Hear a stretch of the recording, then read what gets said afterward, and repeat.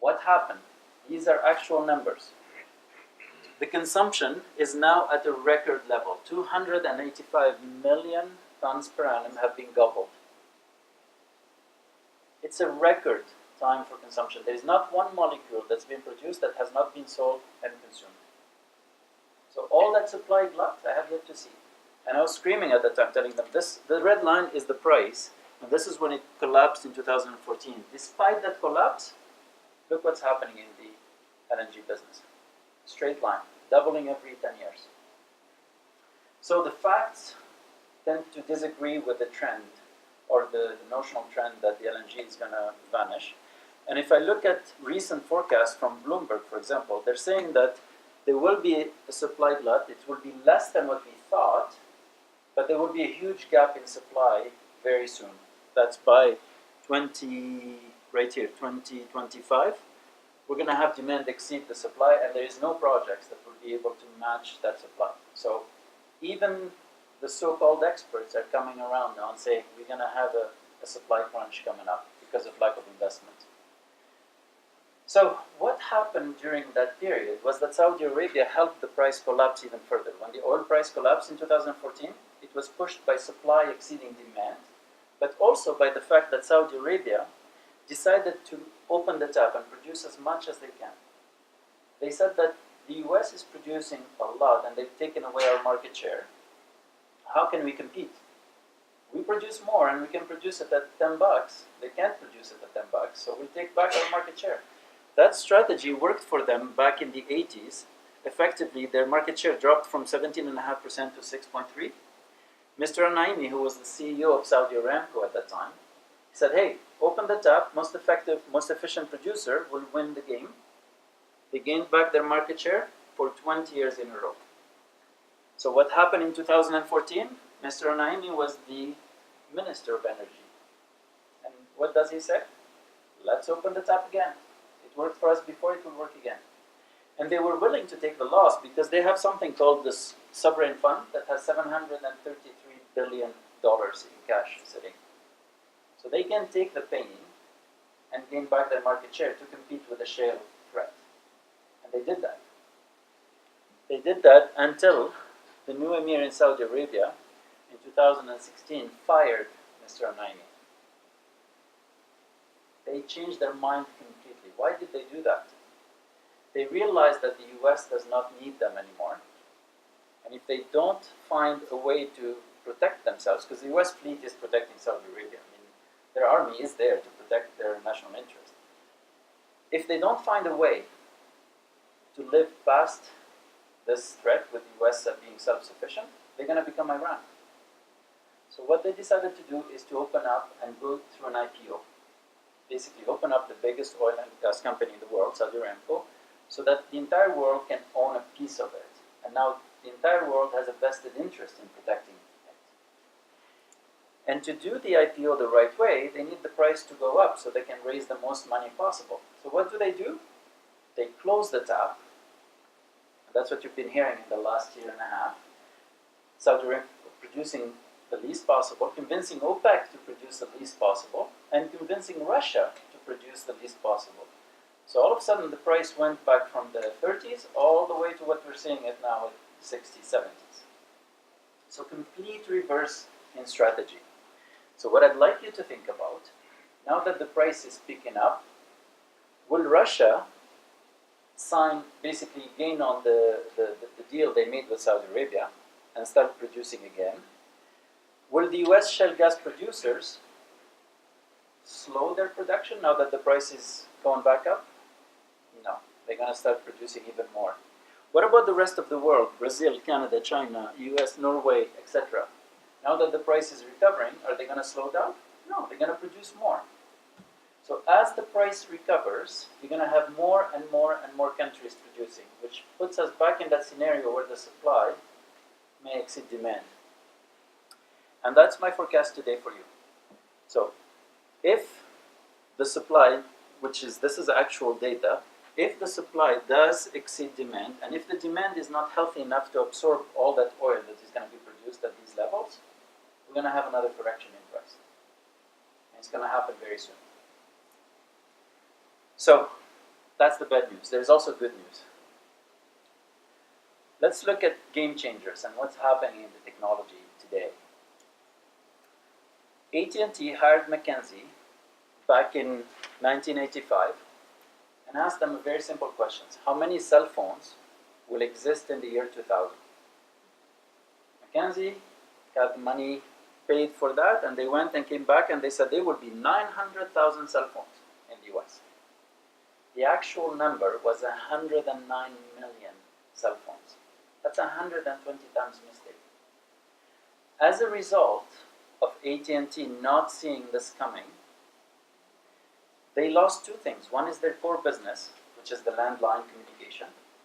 And two is they missed out on the biggest opportunity, which is the cell phone communication.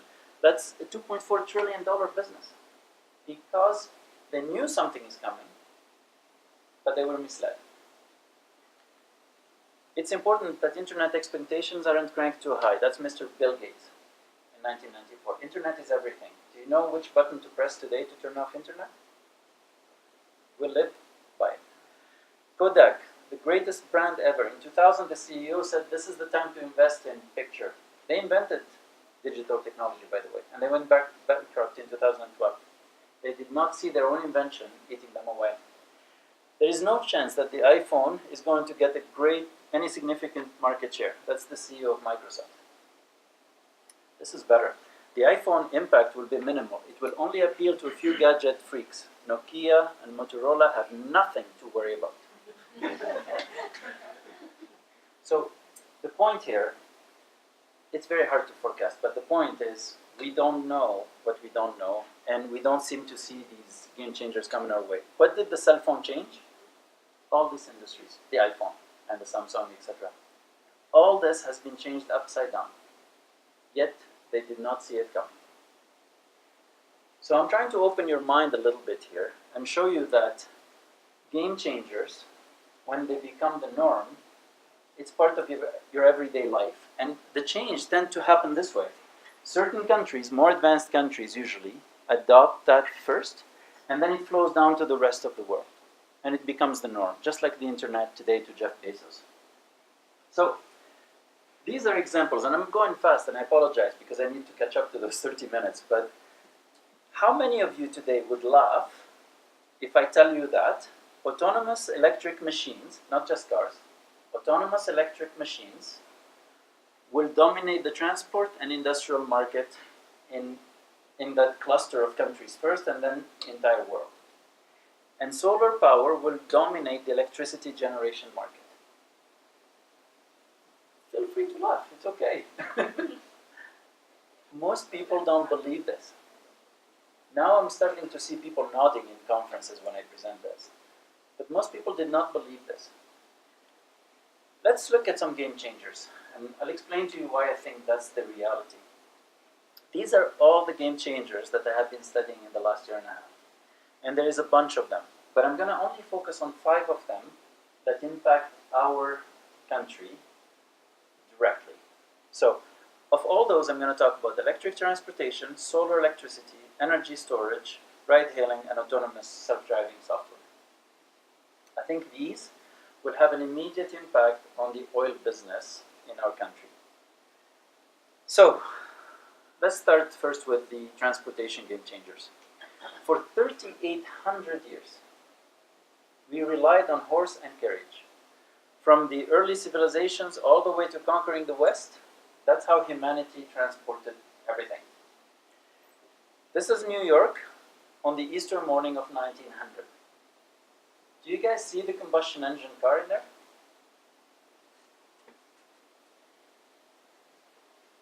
The game changer came to the market. It's a combustion engine car. Despite the lack of fueling station, there's no gas station. It's not like today, every corner has a gas station. Despite the lack of infrastructure, everything was geared for horses to have water and hay, not gasoline. Despite the lack of believers, it started with 1% penetration. That's the combustion engine, by the way. And the rest is horse carriage.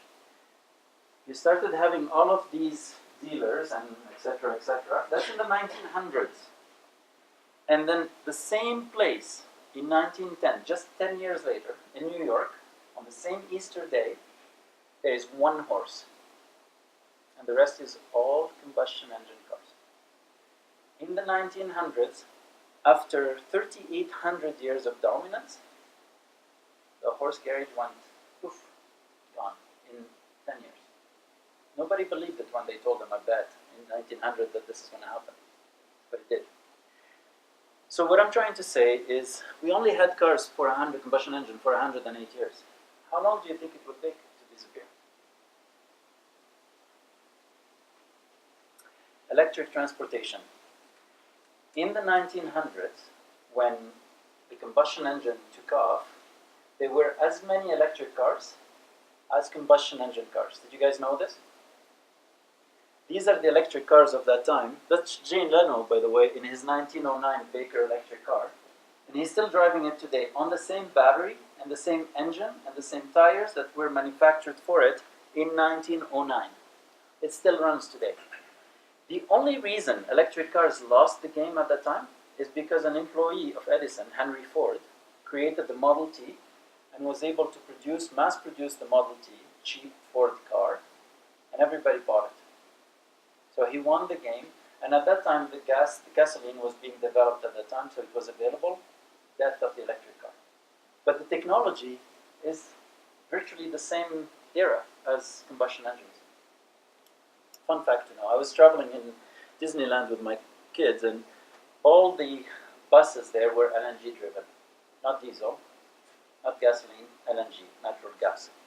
The BC ferry is consuming LNG, not bunker fuel. The transporter of Volkswagen is converted to LNG, so they're burning LNG. The big ferries, do you know that one of these ferries emits as much as 50 million cars, diesel cars? One ferry. You know that big black smoke that follows them? That's the equivalent of 50 million cars on the road. Lots of people don't know that, but this is now LNG. And all of that is LNG, including these trucks, including the oil sands, by the way. Their trucks are mostly automated, and the engines are driven by electrical shafts, but there is only a small component that still burns diesel to generate electricity for the kickstart. That's it. So what I'm trying to tell you is transportation is 70% of the oil market. All the oil that's produced, 70% of it goes to transportation. Air, land, and marine. And there's a lot of examples that show us that all those are under threat by either LNG or electricity. So what's going to stay in the demand for oil down the road? That's an interesting question if you're an oil producer. Who's going to consume your goodies? And you have the likes of this gentleman, Elon Musk, coming up with new innovative ideas, from the Teslas to the long-haul transportation, etc., to the Boring Company. So there's a lot of game changers out there being worked at the same time. To date, there is 33 companies that have invested billions of dollars in the electric car market.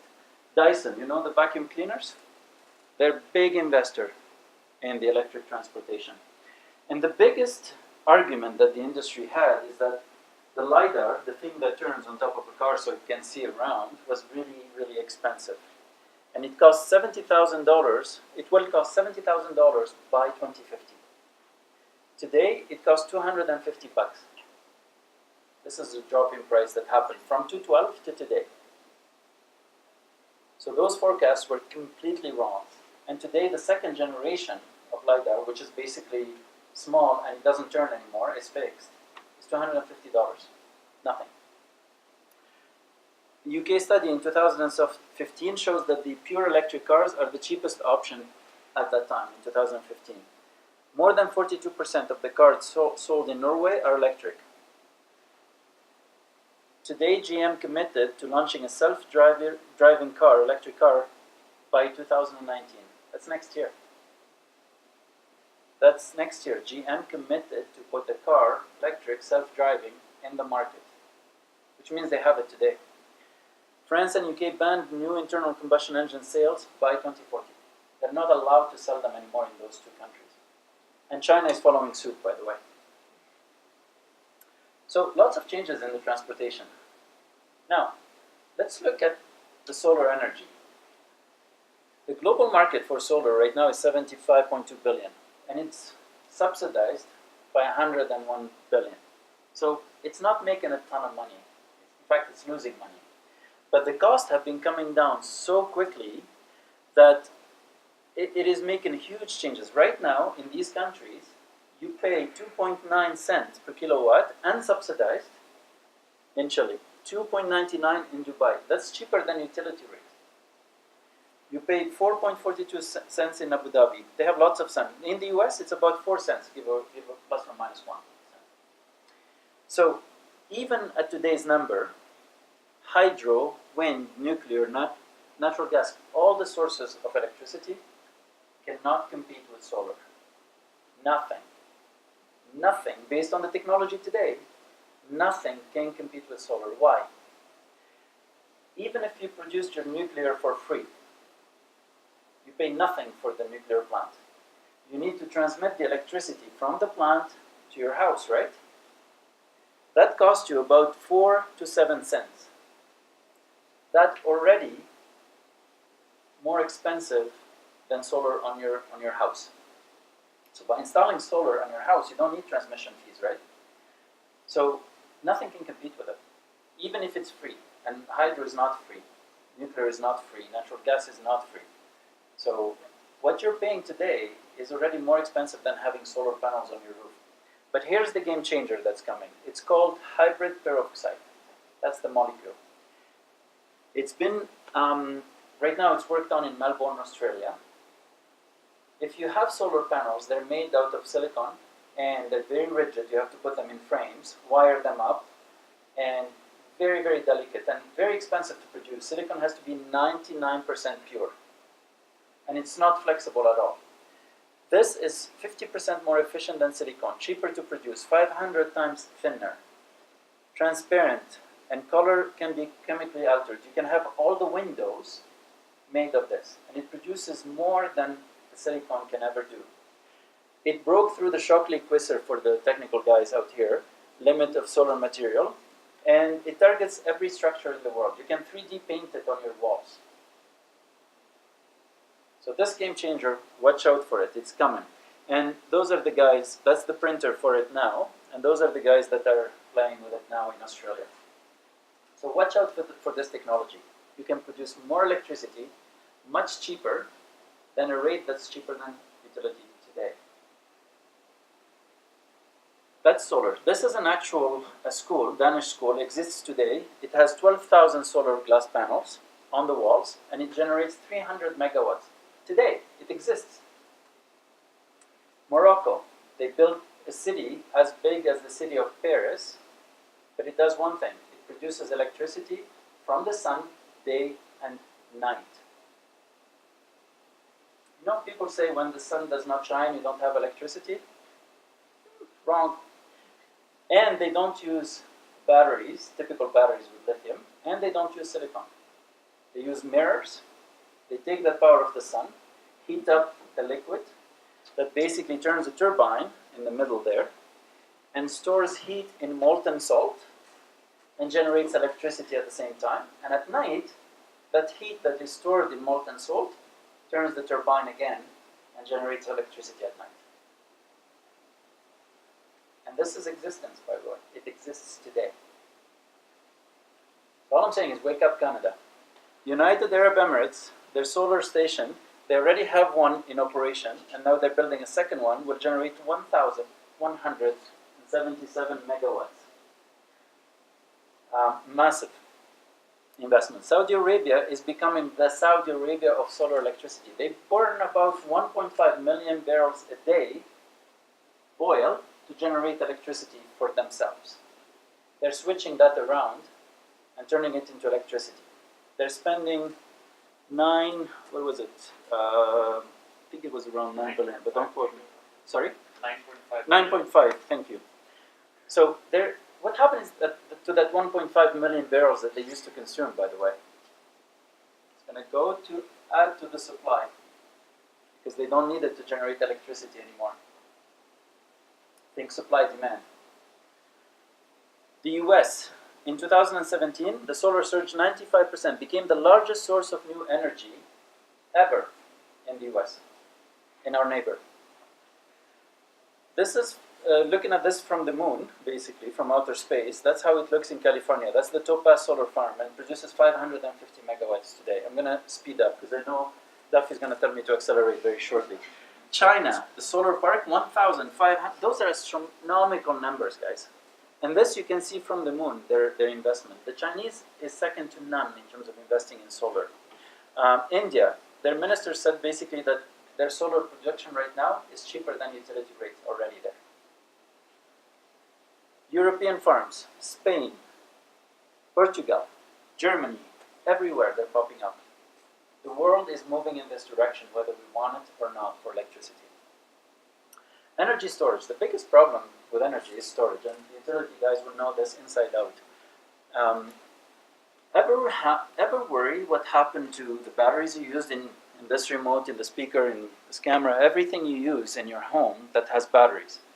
We all worry about CO2 emissions and about environmental impact. Do you ever think of all those batteries you use? That end up creating extremely toxic stuff that goes in the ground.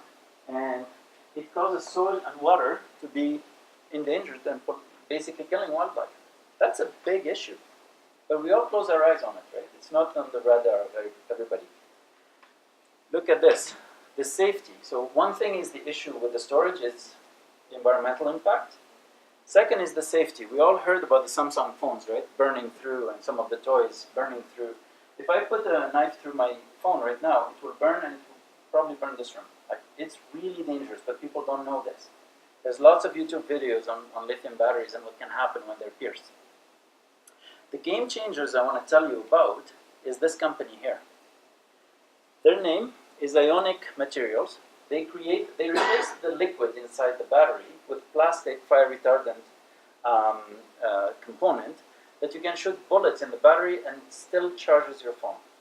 You can cut it all the way to 10% of the battery size while holding it in your hand, and it still charges your phone. Safety issue? Check mark. Now, if you're offered an electrical car that does not burn when you get in an accident, I think that's a plus.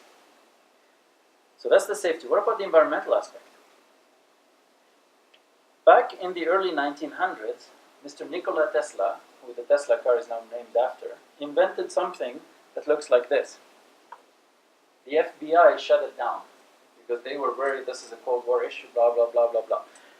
So he invented a tower that can send electricity wirelessly to your equipment back in the 1900s. Today, this company has taken that invention to new levels. They put a transmitter here. They put a transmitter in the ceiling. You know how the ceilings are? That's a ceiling, and that's a transmitter in the ceiling. Through radio frequency, the same as the radio station. You know when you listen to the radio in your car, you're not harmed. This is the exact same frequency.